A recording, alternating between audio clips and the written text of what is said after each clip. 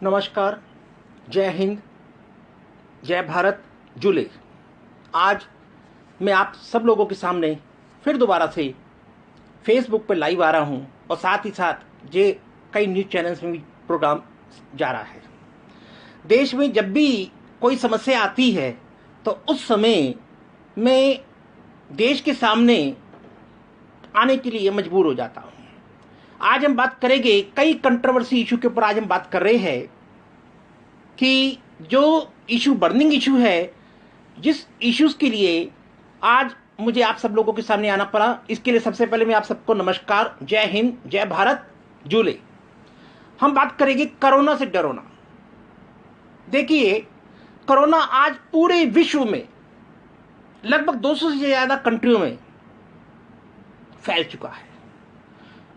आज हम बात करते हैं, प्रधानमंत्री नरेंद्र मोदी जी ने जब 21 दिन का लॉकडाउन शुरू किया तो हमारे माननीय राहुल गांधी जी, जो 135 साल पुरानी पार्टी के राष्ट्रीय अध्यक्ष रहे कांग्रेस के, वो बोलते हैं कि प्रधानमंत्री जी ने कहा था कि 21 दिन में कोरोना समाप्त हो जाएगा। प्रधानमंत्री जी ने ऐसा नहीं कहा था कि 21 दिन में कोरोना समाप्त हो जाएगा। प्रधानमंत्री जी ने ये कहा था कि अगर हमने 21 दिन का लॉकडाउन नहीं किया तो भारत 21 साल पीछे चला जाएगा। इस स्टेटमेंट को राहुल गांधी जी गलत तरीके से बोलते हैं।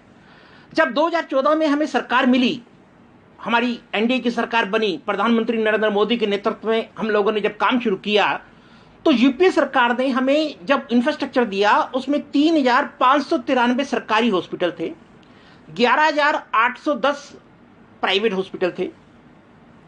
आपको मैं बताऊं, अभी तक का जो आंकड़ा है इस समय का, 2,02,000 लोग इस समय इफेक्टिव है, जो कोरोना से इफेक्टिव चल रहे हैं इस समय।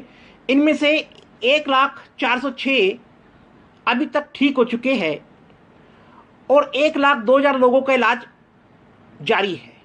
इनमें से 400 से ज्यादा गंभीर है और इनमें से 9 मरीज ऐसे हैं जो आईसीयू में हैं और 4 को ऑक्सीजन दी जा रही है। सिर्फ 3 या 4 ऐसे हैं जो वेंटिलेटर पर है। ये ठीक है कि मरने वालों की संख्या आज अगर अभी ये बात कर रहे हैं, इस समय की अगर बात कर रहे हैं तो 5,833 के आसपास हो चुकी है। लेकिन भारत में 20-25 हजार लोगों की मौत तो अन्य कई रोगों से हो जाती है। आज अगर हम बात करें जो 5वां लॉकडाउन, अब हम लॉकडाउन 4 समाप्त कर चुके हैं, 5वें लॉकडाउन ओपन हो गया है। जैसे अगर हम बात करते हैं तो आज दुकानें, दफ्तरें, कारखाने को जहां भी खोला गया है, वहां ना तो चलाने वाले लोग मिल रहे हैं, ना मजदूर मिल रहे हैं और ना ही खरीदार मिल रहे हैं। इस समय बड़े पैमाने पर भिखारी, भुखमरी, लूटपाट का डर फैला हुआ है। मैं 135 साल पुरानी कांग्रेस पार्टी के जो राष्ट्रीय अध्यक्ष भी रहे राहुल गांधी जी, उनसे एक ही बात पूछना चाहूंगा। राहुल गांधी जी जब मजदूर महाराष्ट्र से, राजस्थान से, पंजाब से, दिल्ली से भाग रहे थे तो क्या आपने मजदूरों के बीच में जाकर ये कहा कि कोरोना से डरिए मत, कोरोना कुछ समय के बाद ठीक हो जाएगा? क्योंकि कोई भी बीमारी हमेशा तो रहती नहीं, कोरोना कुछ समय के बाद ठीक हो जाएगा। आप लोगों के साथ कांग्रेस खड़ी है, सरकार भी खड़ी थी, परंतु अगर आप श्रेय लेना चाहते हैं, गरीबों का काम करना चाहते हैं तो आप कहते कि कांग्रेस खड़ी है, मत जाइए। आपने मजदूरों के बीच में जाकर ऐसा नहीं कहा। जो मजदूर आज छोड़ के भाग रहे हैं, गांवों में जा रहे हैं, अगर उनके पास काम होता तो वो गांवों से आते क्यों? वो गांवों से इसलिए आए कि काम नहीं था। आपने ऐसी परिस्थितियां पैदा कर दी कि उनको गांवों की तरफ भागना पड़ा। और आपको मैं बताऊं राहुल गांधी जी, आप राजनीतिक रोटियां सेकना बंद कर दीजिए। आप जितना जनता को बेवकूफ समझते हैं, जनता अब उतनी बेवकूफ नहीं रही है। सोशल मीडिया का प्रयोग सब लोग करते हैं। मेरी किसी भी बात का जो मैं बोल रहा हूं, किसी धर्म, जाति, वर्ग, विशेष पार्टी के खिलाफ नहीं है। मैं जनरली वो बातें बोल रहा हूं जो मुझे दिखाई दे रही है और जो आप सब लोगों को भी दिखाई दे रही है। मैं आप लोगों को बताऊं, राहुल गांधी जी, अगर आपको लगता है कि महाराष्ट्र में सरकार ठीक काम नहीं कर रही, तो महाराष्ट्र में गठबंधन की सरकार है जिसमें एनसीपी, आपकी और शिवसेना की सरकार है। आपके पिताजी राहुल गांधी ने चंद्रशेखर सरकार से, केंद्र सरकार से एक छोटी सी बात पे समर्थन वापस ले लिया था। अगर आपको लगता है कि वहां पर महाराष्ट्र में सरकार ठीक काम नहीं कर रही है, तो महाराष्ट्र में तो 9 जो मंत्री है आपकी पार्टी के हैं, तो आपके मंत्री महाराष्ट्र में कहीं भी दिखाई नहीं दिए, कहीं पर भी वो मजदूरों के बीच में नहीं गए, कहीं पर भी उन्होंने मजदूरों के बीच में जाकर ये नहीं कहा कि हम आपके साथ खड़े हैं। आज आप कहते हैं कि 10,000 रुपये अकाउंट में जमा करवा दीजिए। अरे 10,000 अकाउंट में जमा करवाने के लिए प्रधानमंत्री नरेंद्र मोदी जी के नेतृत्व में, उनकी अगुवाई में ही तो जनधन अकाउंट खोले गए थे। इस जनधन अकाउंट में ही तो 10,000 रुपये डलवाने की आप बात कर रहे हैं। राहुल गांधी जी, जब जनधन अकाउंट खुलवाए गए थे, कांग्रेस ने सबसे बड़ा मजाक उड़ाया था प्रधानमंत्री मोदी जी का। ये प्रधानमंत्री जी की दूरगामी सोच है कि उन्होंने जो जनधन के अकाउंट खुलवाए, उस जनधन के अकाउंट खुलवाने का लाभ ही आज उन गरीब लोगों को मिल रहा है। राहुल गांधी जी, मैं आपको एक बात और बताना चाहूंगा। हमने राम जन्मभूमि का मुद्दा सुलझाया, सिटीजन अमेंडमेंट बिल को सिटीजन अमेंडमेंट एक्ट में कन्वर्ट किया, धारा 370 और 35A को खत्म किया। कश्मीर में जब इंटरनेट बंद था, कर्फ्यू लगा हुआ था, उस समय आप कश्मीर में पहुंच जाते हैं और कश्मीर से आपको वापस भेजा जाता है।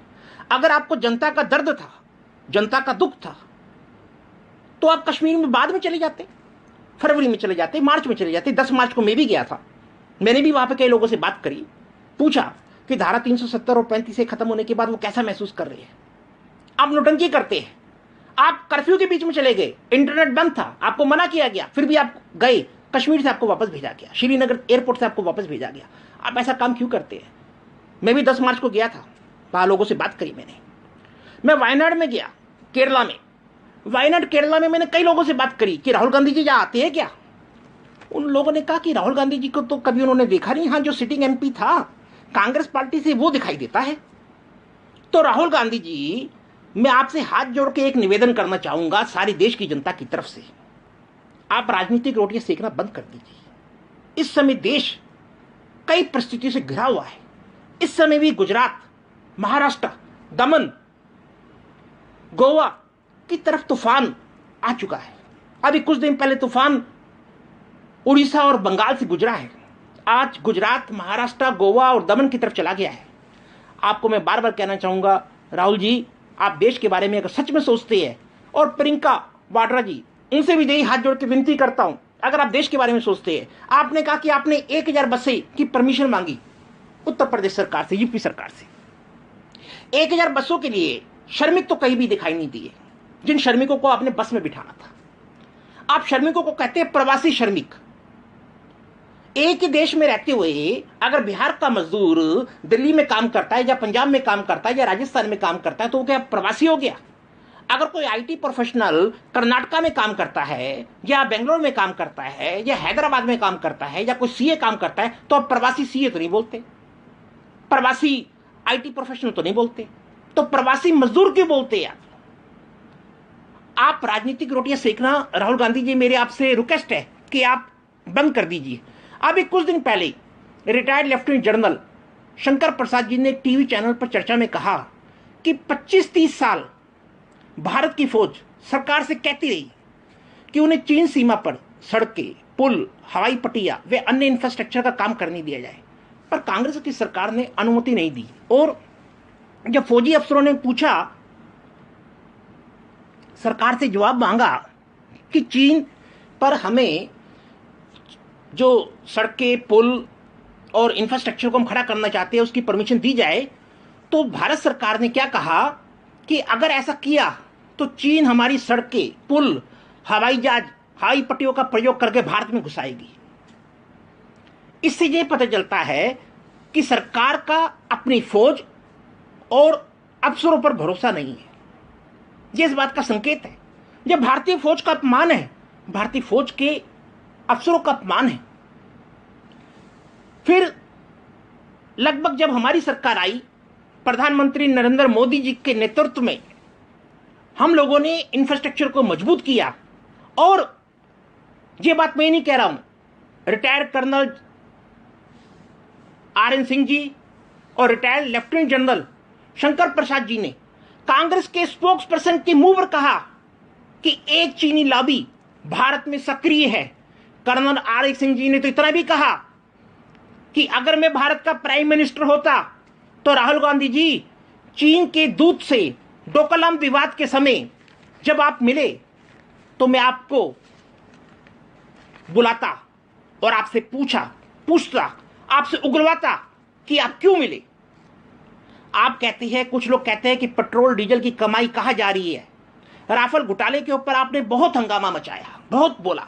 राफेल घोटाले के ऊपर मेरी डिटेल में एक वीडियो है, आप देख सकते हैं। उसमें मैंने एक एक पैसे का हिसाब दिया है कि यूपीए सरकार जब प्लेन खरीदी थी वो कितने में पड़ रहा है और हम जो प्लेन खरीद रहे थे वो कितने में पड़ रहा है। जब हमारी जो सरकार खरीदी थी वो प्लेन सस्ता पड़ रहा है। इसका मैंने एक एक पैसे का हिसाब दिया। आप मेरा वीडियो जाकर देख सकते हैं, लिंक है उसके ऊपर। और सुप्रीम कोर्ट में जब हम गए, आप लोग सुप्रीम कोर्ट में गए, सुप्रीम कोर्ट ने यह कहा कि इसमें किसी प्रकार का स्कैम नहीं है और आपको सुप्रीम कोर्ट से निकलने के लिए माफी मांगनी पड़ी अपनी जान बचाने के लिए।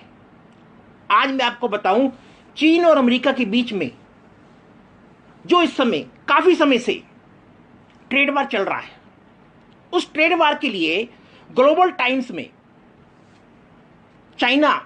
चीन यानी ग्लोबल टाइम्स में भारत को सलाह देते हुए लिखता है, अच्छा होगा कि भारत अमेरिका चीन मामलों से दूर रहे, नहीं तो आर्थिक परिणाम बेहद खराब होंगे।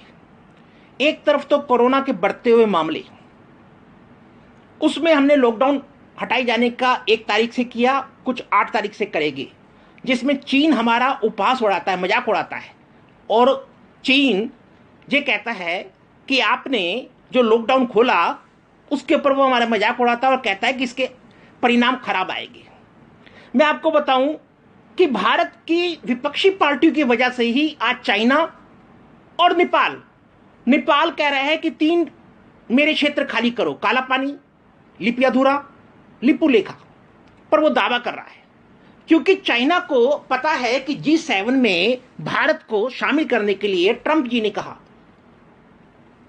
मैंने अपनी बात अमेरिका के राष्ट्रपति ट्रंप तक भी पहुंचाने का प्रयास किया, भारत के प्रधानमंत्री नरेंद्र मोदी जी तक भी पहुंचाने का प्रयास किया कि कोरोना महामारी से डरने की जरूरत नहीं है। ऐसी आती है, प्रॉब्लम्स आती है, कुछ ग्रहों की दशा ऐसी चल रही है। जो 26 दिसंबर 2019 में सूर्य ग्रहण गया, उसके बाद से लेकर जो परिस्थितियां है वो ऐसी परिस्थितियां है कि पूरे विश्व के लिए ऐसी खराब परिस्थितियां है। लगभग जो 5 जून को चंद्र ग्रहण आ रहा है और 21 जून को सूर्य ग्रहण आ रहा है, इन दोनों ग्रहणों के बाद भारत की स्थितियां अच्छी होगी। आप में से कई लोग जानते हैं कि मेरी बात कभी कोई गलत नहीं निकली। मैंने जितनी भी बातें बोली है वो सारी बातें सही निकली है। और तो और मैंने उत्तराखंड के सीएम रावत जी बनेंगे ये बात बोली थी। इसके लिए त्रिवेंद्र सिंह रावत जी के जो गुरु है स्वामी संविदानंद सरस्वती जी नासिक से, उन्होंने मुझे फोन किया, तब मैं ज्वाला जी में था। उन्होंने मुझसे पूछा क्या रावत जी सीएम बनेंगे, मैंने कहा 100% बनेंगे। उन्होंने कहा आपने कह दिया तो मैं मान जाता हूं। इसी प्रकार हिमाचल के मुख्यमंत्री के लिए मैंने जयराम ठाकुर जी को 3 दिन पहले कहा कि भाई साहब आप सीएम बन जाएंगे। मेरी जो भी प्रेडिक्शन होती है वो सही निकलती है। आप लोग सब फेसबुक पे देखते हो कि जो मैं बोलता हूं वो हो जाता है। मैं आप लोगों को बार बार बताऊं कि ये बात मैंने प्रधानमंत्री मोदी जी को भी बताने का प्रयास किया है कि सभी धर्मों के लोग अपने अपने धर्म के अनुसार पूजा पाठ करें, जैसी पूजा उनको आती है, क्योंकि भगवान भाव का भूखा है। भगवान ना फल खाता है, ना फूल खाता है, ना ड्राई फ्रूट खाता है, ना मिठाई खाता है, कुछ नहीं खाता। भगवान तो सिर्फ भाव से, जहां से जो पूजा करते हैं उसको देखता है। सारे लोग अपने अपने धर्म के अनुसार, अपनी अपनी पूजा पद्धति के अनुसार, अपने अपने इष्ट के अनुसार पूजा करें, भगवान से प्रार्थना करें कि भगवान कोरोना से भारत को मुक्ति मिले। क्योंकि कोरोना के साथ साथ इस समय चाइना ने भारत को हर प्रकार से डराने का वो प्रयास कर रहा है। मैं भारत के सभी लोगों से हाथ जोड़ के विनती करता हूं कि भारत के सारे राजनीतिक पार्टियां इस समय प्रधानमंत्री मोदी जी के हाथों को मजबूत करें। प्रधानमंत्री मोदी जी के नेतृत्व में हम पूरे रूप से सक्षम हैं। हमारी तीनों सेनाएं तैयार है, परंतु प्रधानमंत्री मोदी जी की ये सोच है, दूरगामी सोच है। उन्होंने साउथ एशिया और साउथ ईस्ट एशिया के देशों के साथ पहले ही संबंध बनाने शुरू कर दिए थे। यूरोपियन कंट्री के साथ भी संबंध बनाने शुरू कर दिए थे, गल्फ कंट्री के साथ भी संबंध बनाने शुरू कर दिए थे। उन कई लोग कहते थे वो चाय पीने जाते हैं, वो चाय पीने नहीं जाते थे। वो एक दिन में 2-2 कंट्रियों में विजिट करते थे, अपने संबंधों को मजबूत करने के लिए, भारत के लिए सोचते थे। आज भी वो भारत के लिए सोचते हैं। मेरे को भी प्रधानमंत्री नरेंद्र मोदी जी से ही प्रेरणा मिली। मैंने भी प्रधानमंत्री नरेंद्र मोदी जी से ही सीखा।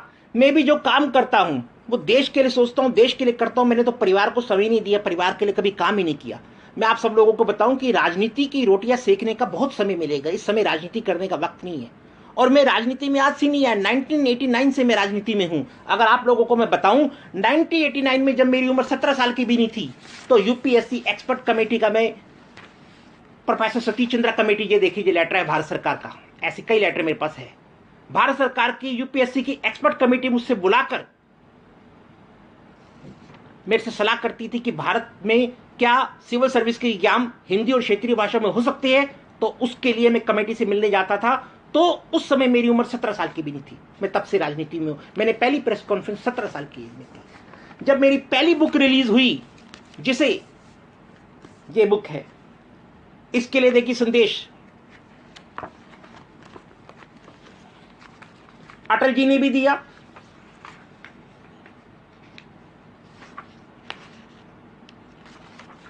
ये अटल जी ने दिया,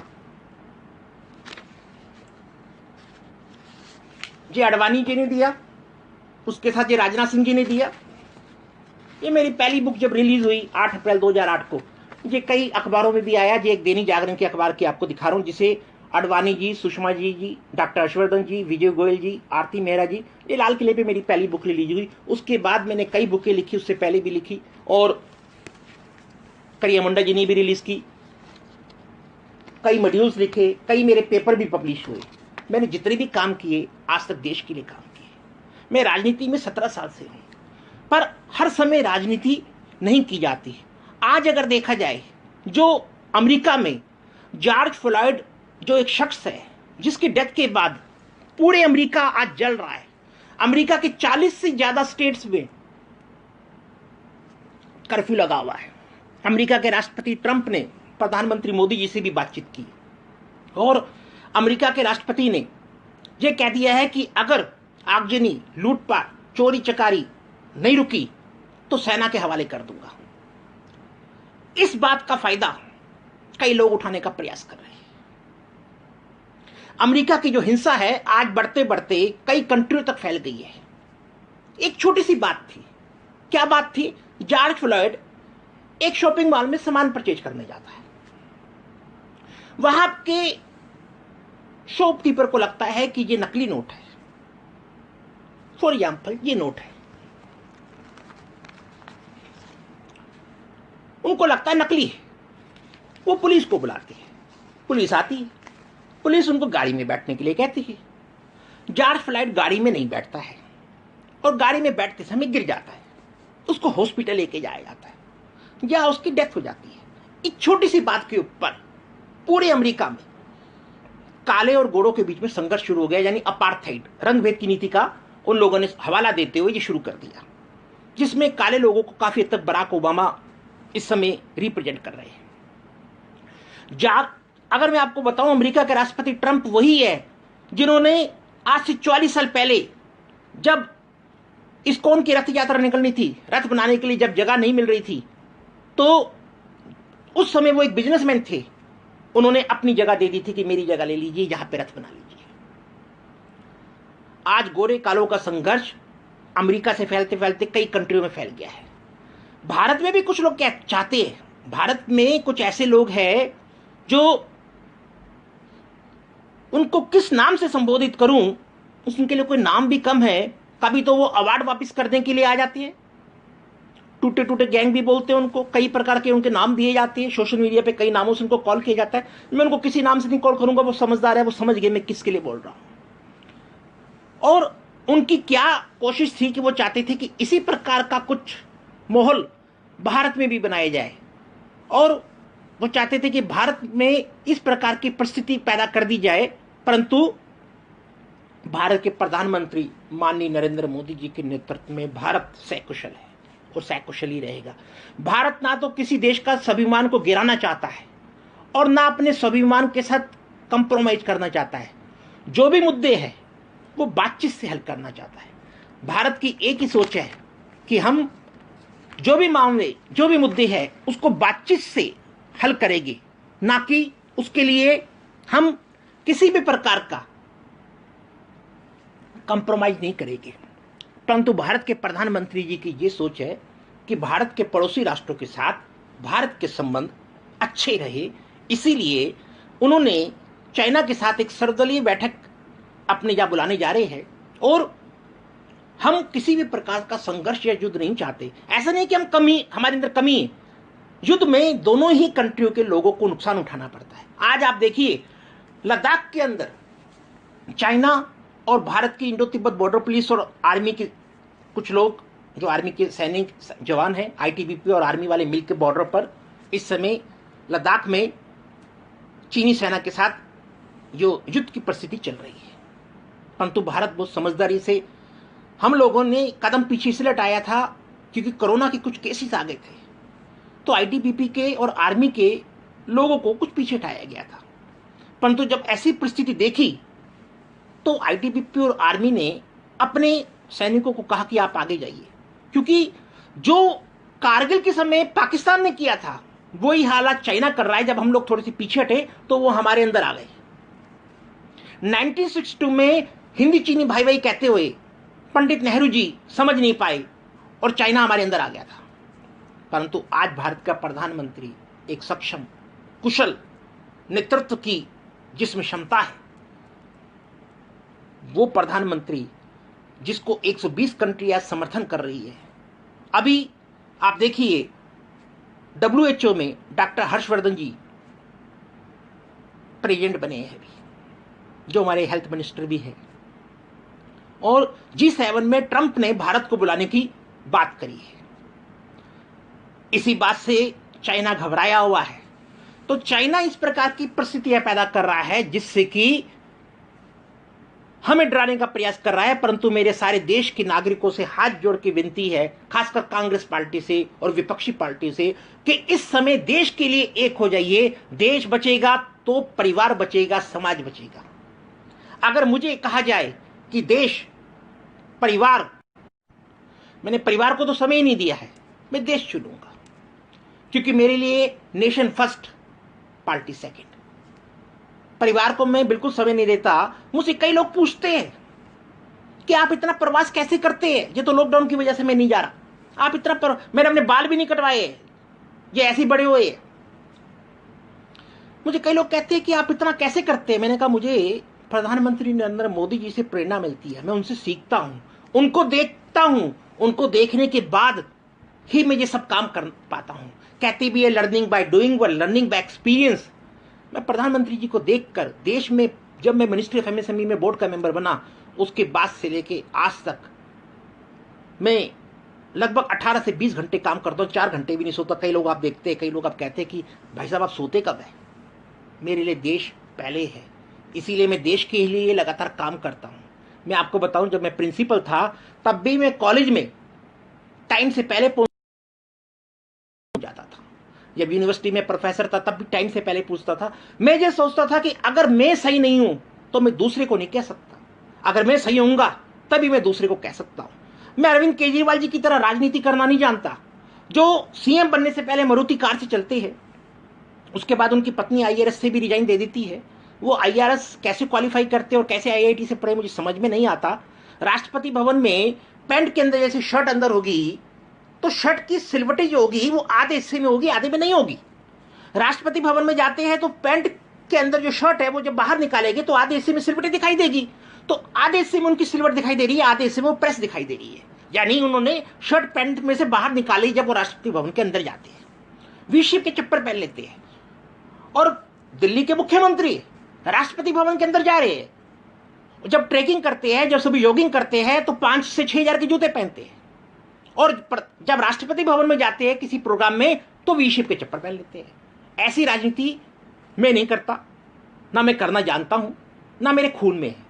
मैं देश के लिए काम करता हूं, देश के लिए सोचता हूं, देश ही मेरे लिए सब कुछ है।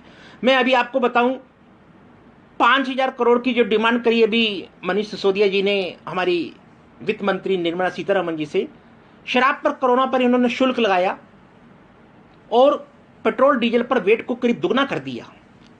और दिल्ली सरकार ने मोटी कमाई की है। पैसा भी, जो पैसा आया वो विज्ञापनों पर खर्च किया। जबकि दिल्ली में इस समय कोरोना के मरीजों की संख्या लगातार वृद्धि हो रही है, लगातार बढ़ रही है। अभी आपको मैंने आंकड़े सारी बताई।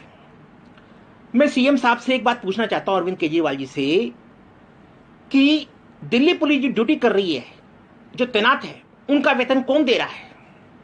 इसी प्रकार हॉटस्पॉट के इलाकों में जो मलेरिया विभाग के कर्मचारी तैनात है, उनका वेतन कौन दे रहा है? जो सफाई कर्मचारियों का वेतन कौन दे रहा है? ये सारा खर्च केंद्र सरकार और दिल्ली के तीनों नगर निगम वहन कर रहे हैं। इसी प्रकार केंद्र सरकार के दिल्ली में जो मौजूदा तमाम हॉस्पिटल है, उसमें कोरोना रोगियों को इलाज किया जा रहा है।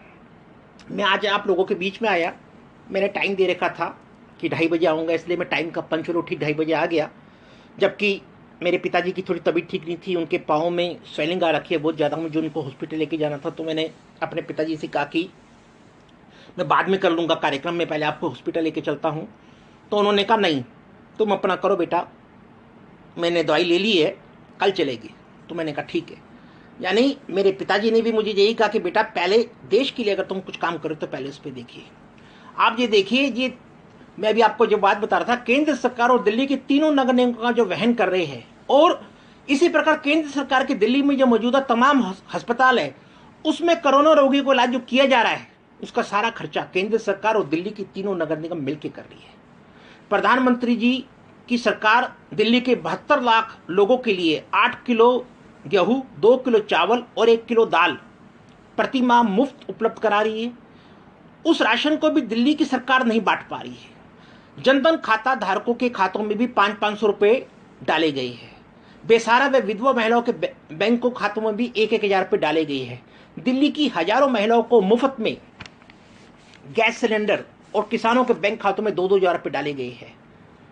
दिल्ली के जो पुलिस कमिश्नर है SM श्रीवास्तव जी, CP दिल्ली जो है, वो सभी SHO के साथ वीडियो कॉन्फ्रेंस के माध्यम से बात करते हैं, क्योंकि अमित शाह जी ने कह रखा है कि आप लगातार वो मॉनिटरिंग कर रहे हैं पूरे भारत में, दिल्ली में भी कर रहे हैं।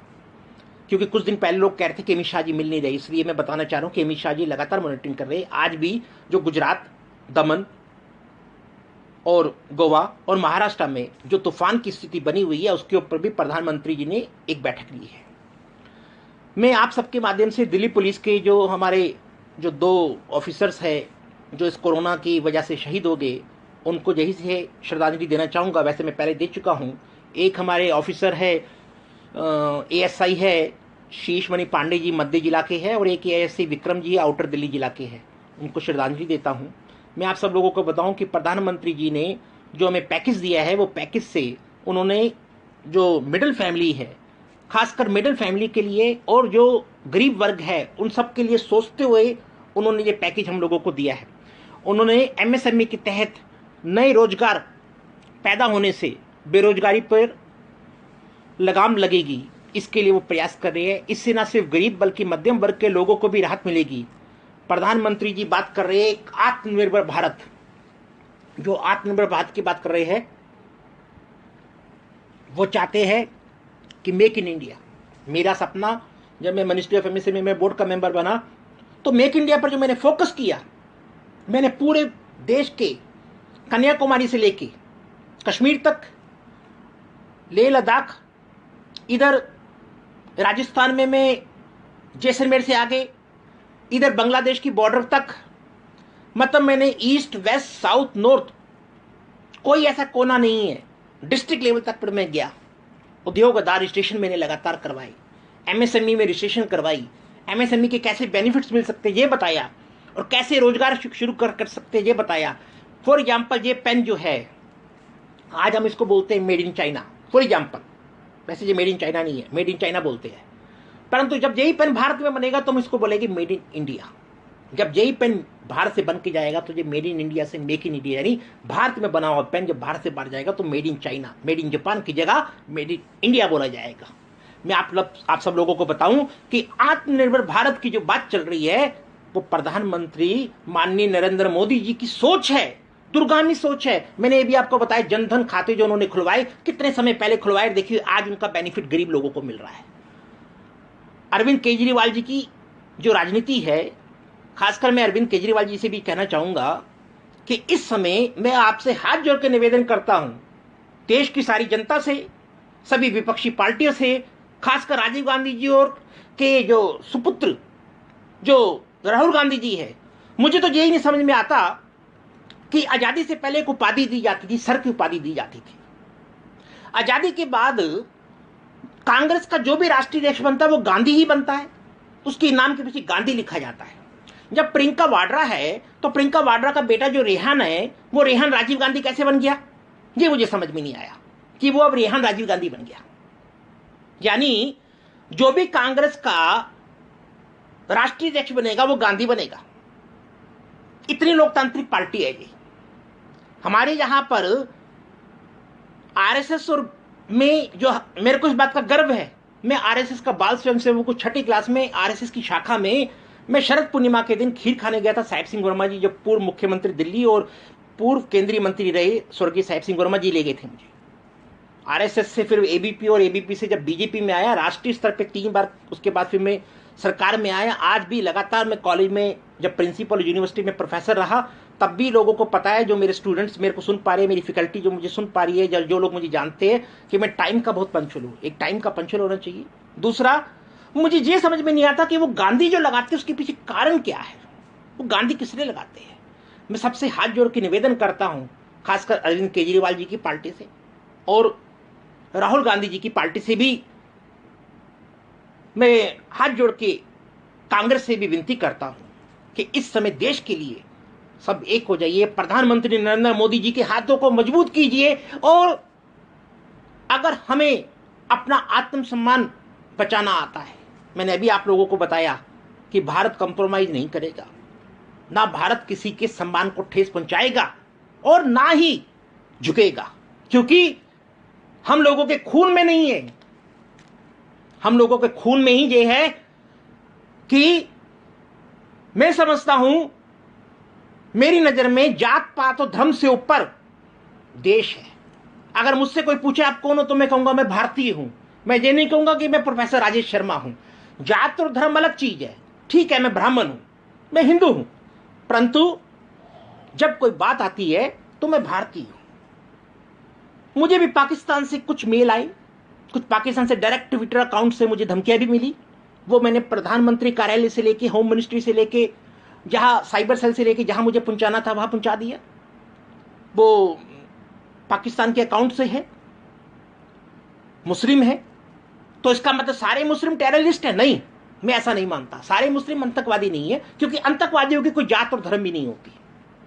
आतंकवादी जो जिहाद के नाम पे काम कर रहे हैं, उनको असली जिहाद का मतलब ही नहीं पता, और कुरान शरीफ में कहीं जिहाद नहीं लिखा हुआ। वो धर्म के नाम पे राजनीति कर रहे हैं। इसके पीछे भी कारण है। इसको समझने के लिए आप सब लोग अगर ध्यान से समझना चाहे तो समझिए। जो इस समय इमरान जी की सरकार चल रही है पाकिस्तान में, जब इलेक्शन तो उन्होंने बहुत बड़े बड़े वादे करे कि हम हॉस्पिटल बनाएंगे, स्कूल्स बनाएंगे, इंफ्रास्ट्रक्चर पे काम करेंगे, कुछ नहीं कर पाए। उसका कारण क्या है कि पाकिस्तान के अंदर एक ऐसी लोकतांत्रिक सरकार है, सरकारें तो कई जगह चल रही है, ब्रिटेन में भी चल रही है, फ्रांस में भी चल रही है, अमेरिका में जो प्रेसिडेंट जो है वो डायरेक्ट चुनकर आता है। हमारे यहाँ पर जो चुनाव होता है वो प्रधानमंत्री का होता है। चाहे प्रधानमंत्री हो चाहे राष्ट्रपति हो, जिस भी वर्ल्ड के अंदर जितनी भी लोकतांत्रिक पार्टियां हैं उसमें सेना का इंटरफेयर नहीं होता। सिर्फ पाकिस्तान एक ऐसा कंट्री है जिसमें सेना का डायरेक्ट इन्वॉल्वमेंट है। आपको जो समझना पड़ेगा, क्योंकि 1955 और 56 के आसपास जब न्यूक्लियर वेपन्स की बात चली तो उस कंट्रोल को पाकिस्तान आर्मी ने अपने हाथ में ले लिया। यानी न्यूक्लियर की जो चाबी है वो पाकिस्तान आर्मी के पास है, पाकिस्तान के प्रधानमंत्री या राष्ट्रपति के पास नहीं है। इसलिए वहां पर आर्मी बहुत पावरफुल है। उन्होंने वहां पर उसको नाम दिया आईएसआई, यानी जो उनकी इंटेलिजेंस सर्विस है वो इंटरनल और एक्सटर्नल दोनों जगह पे काम करती है, और उनका एक ही उद्देश्य है कि किसी प्रकार से भारत के साथ ये डिस्प्यूट चलते रहे। अगर ये दोस्ती हो जाएगी तो पाकिस्तान आर्मी की वैल्यू खत्म हो जाएगी। पाकिस्तान आर्मी चाहती ही नहीं कि भारत और पाकिस्तान के बीच में मित्रता हो, जबकि भारत और पाकिस्तान के बीच में मित्रता हो इसके लिए हमारे स्वर्गीय प्रधानमंत्री अटल बिहारी वाजपेयी जी ने बहुत प्रयास किया, मोदी जी ने भी किया, परंतु पाकिस्तान इसके लिए तैयार नहीं है, क्योंकि पाकिस्तान की आर्मी चाहती ही नहीं है कि भारत और पाकिस्तान के बीच में संबंध बने, क्योंकि न्यूक्लियर की जो चाबी है वो पाकिस्तान आर्मी के पास है। इसलिए इमरान खान जी भी कुछ नहीं कर सकते। मुझे धमकियां मिली, मैंने उसकी कोई परवाह नहीं करी, मैं अपना काम कर रहा हूं। अगर गोली खाऊंगा तो सीने पे खाऊंगा, पीठ पे नहीं खाऊंगा। मेरा एक स्टूडेंट इस समय मेरी को देख रहा है, सुन रहा है, सुनील वशिष्ठ, जो 2005-6 में मेरा स्टूडेंट रहा, इसको पता है कि आज तक ना मैं किसी से डरा हूं, ना डरना सीखा है, ना मेरे खून में है। गोली खाऊंगा तो सीने पे, पीठ पे नहीं खाऊंगा। ना डरता हूं, ना डरूंगा। देश के लिए काम करता हूं, देश के लिए काम करूंगा और देश के लिए काम करते ही मर जाऊंगा, क्योंकि देश मेरे लिए पहले है। मैंने समाज को और देश को इंपॉर्टेंस दी, परिवार को तो कभी दी ही नहीं। आज भी मैं आप लोगों के सामने इसलिए आया कि इस समय जो चाइना की स्थिति हमारे सामने है, उस स्थिति को देखते हुए मुझे आप लोगों के सामने आना पड़ा। अरविंद केजरीवाल जी कहते हैं कि 5 साल दिल्ली सरकार मुनाफे में चल रही है। उन्होंने ये भी कहा एक दो कार्यक्रमों में, भाई साहब इतना पैसा बच रहा है, आप मानेंगे नहीं, ऐसा वो कहते हैं। वो कहते हैं कि 70 साल तक सरकारों ने दिल्ली को बेवकूफ बनाया, दिल्ली की जनता को बेवकूफ बनाया कि दिल्ली घाटे में चल रही है। वो कहते हैं भाई साहब मैं बनिया हूं, मैं धंधा अच्छी तरह जानता हूं। ये अरविंद केजरीवाल जी के शब्द है कि मैं बनिया हूं, मैं धंधा अच्छी तरह जानता हूं। यानी दिल्ली सरकार मुनाफे में है।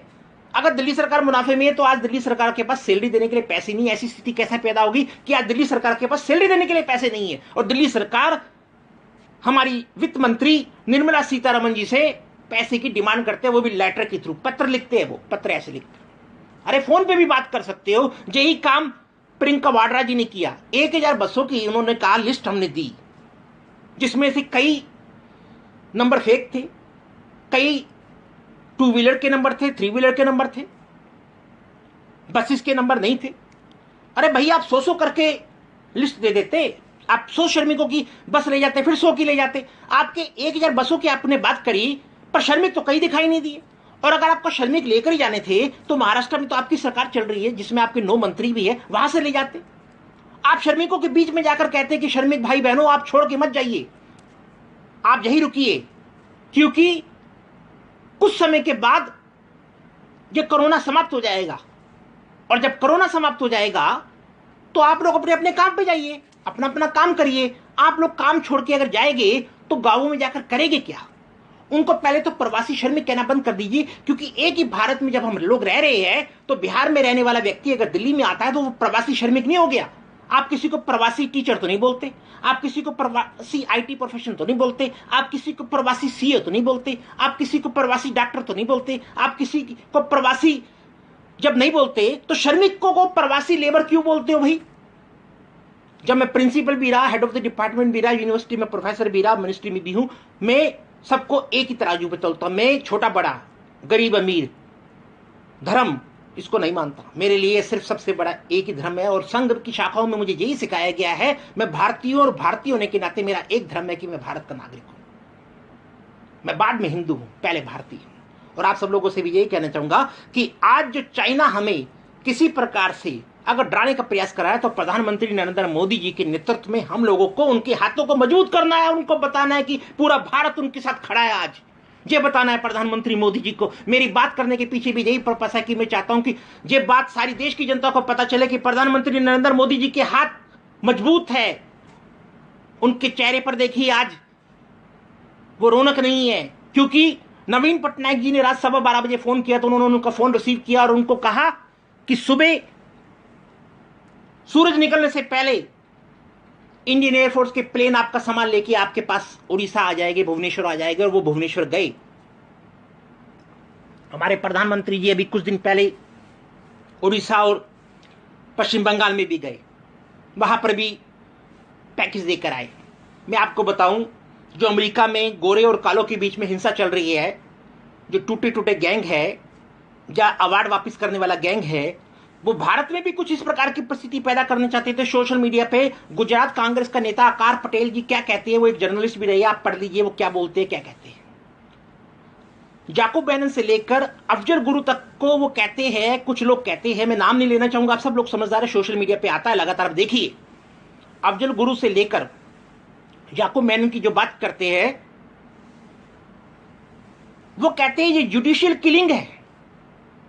वो अमेरिका से कहते हैं कि अमेरिका से सबक लेना चाहिए। मुस्लिम शांत है, वो कहते हैं कि हमें अमेरिका से प्रेरणा लेनी चाहिए। और इसमें आग में घी डालने का काम करते हैं कुछ ऐसे जर्नलिस्ट हैं जिनका मैं नाम लूं या ना लूं, आप सब लोग जानते हैं। अगर आप देखें, विनोद दुआ, राजदीप जी, ये सब ऐसा काम करते हैं।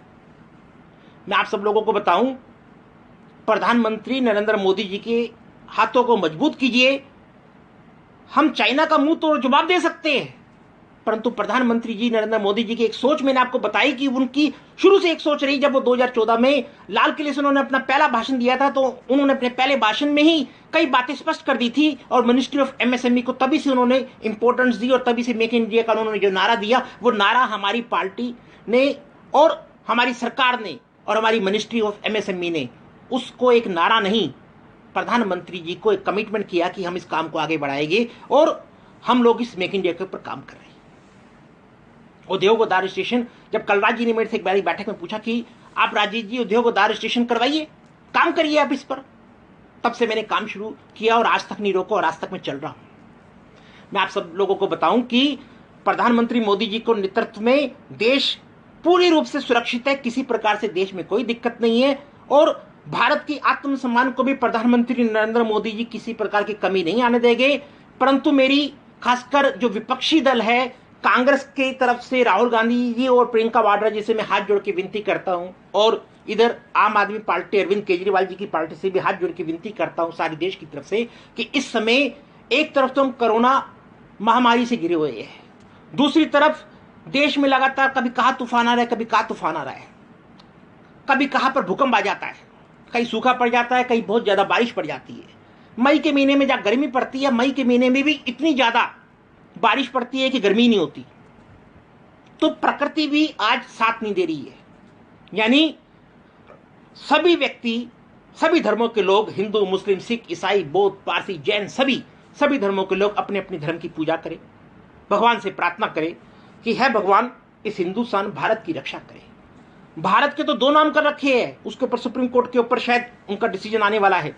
भारत और इंडिया सभी के एक नाम है। फ्रांस का देखो तो फ्रांस, परंतु भारत का देखो तो इंग्लिश में इंडिया, हिंदी में भारत, जबकि एक ही नाम होना चाहिए।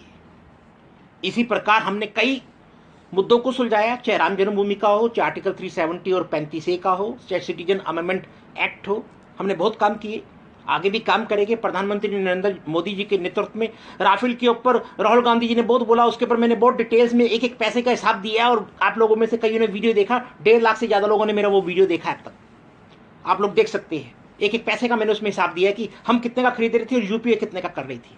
तो मेरा आप सब लोगों से हाथ जोड़ के विनती और निवेदन है, देश के लिए एक हो जाइए और कोरोना से 21 जून के बाद जैसे ये सूर्य ग्रहण समाप्त होगा, ग्रहण समाप्त होने के बाद धीरे धीरे जैसे जैसे ग्रहों की स्थिति ठीक होगी और भारत में कोरोना धीरे धीरे समाप्त होने लगेगा, तब तक कोई ना कोई वैक्सीन भी आ जाएगी, कोई ना कोई मेडिसिन भी आ जाएगी। अभी हमें प्रिकॉशंस का पालन करना है क्योंकि लॉकडाउन खुल चुका है, कुछ 8 तारीख को खुल जाएगा। 8 तारीख से सभी धर्मों के वो भी खुल रहे हैं, अपने अपने धर्म के हिसाब से आप लोग पूजा पाठ भी कर सकते हैं और पूजा पाठ से हमें शक्ति मिलती है, बल मिलता है और कोई सुप्रीम पावर है जो संसार को चला रही है। ये मैं ही नहीं मानता, आप सब लोग भी मानते होंगे। तो उस सुप्रीम पावर को हमें हाथ जोड़ के विनती करनी चाहिए, भगवान से प्रार्थना करनी चाहिए, ईश्वर से प्रार्थना करनी चाहिए कि है ईश्वर हमारी रक्षा करो, है भगवान हमारी रक्षा करो। और अगर मेरी किसी बात से किसी व्यक्ति को या किसी पार्टी को या किसी जाति को या किसी धर्म को या किसी को भी बुरा लगा हो, तो मेरी इंटेंशन किसी को भी किसी प्रकार से